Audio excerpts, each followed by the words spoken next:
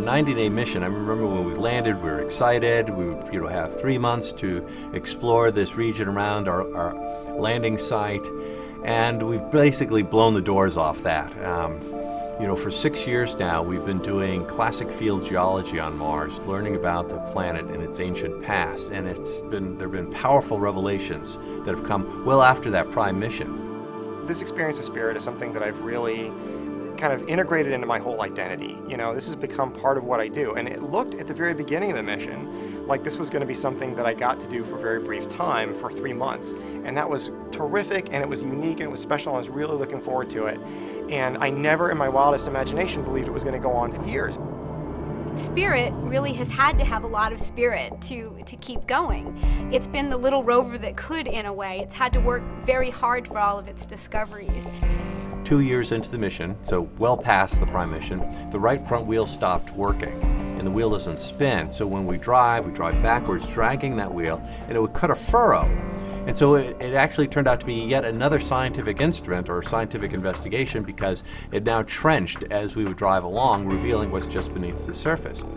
One thing that we seem to be finding almost anywhere we're digging this trench are these widespread deposits of various kinds of salts and minerals. They look this brilliant white or yellow in the color images, and that's because they're either sulfur or silica or salts of various kinds. And the really important thing about these minerals, and salts in particular, is that the only way they form is with water. So the fact that we're finding these salts is real evidence that there was hot water over a very widespread area, not just little isolated pockets. Mars really could have been a place that supported life.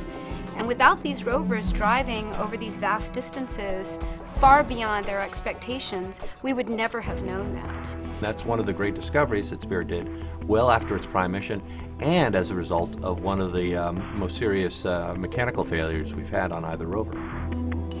Mars is a pretty harsh place. We've had dust storms before. We have really low power situations in winter. We've had other small glitches that have caused us some tense moments. But Spirit seems to always find a way of turning some kind of adversity into something positive.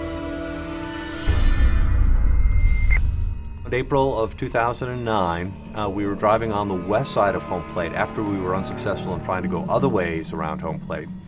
And the rover broke through what I would describe as a perfectly camouflaged tiger trap. We were driving on terrain that we had successfully driven on before, but suddenly the rover broke through a crust and was now embedded in some loose, soft material. It's almost like quicksand for the rover. And with just 5 wheels spinning, the only thing that was happening was the rover was sinking deeper into this material. So we stopped, and we did a very ambitious ground test campaign where we built a sandbox in the ground, used one of our engineering rovers, and experimented with techniques to try to get the rover unstuck. The reality is it's very difficult with just a 5-wheel rover to get it unstuck from this difficult predicament.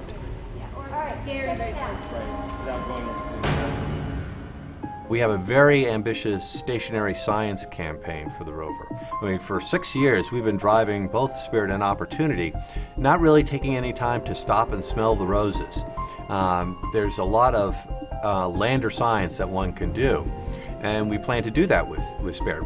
Spirit's continued triumphs absolutely amaze me. Just the fact that we've had so much more of this mission than we ever thought we were going to have. What these rovers have done is that they have made Mars a familiar place. Mars is now our neighborhood.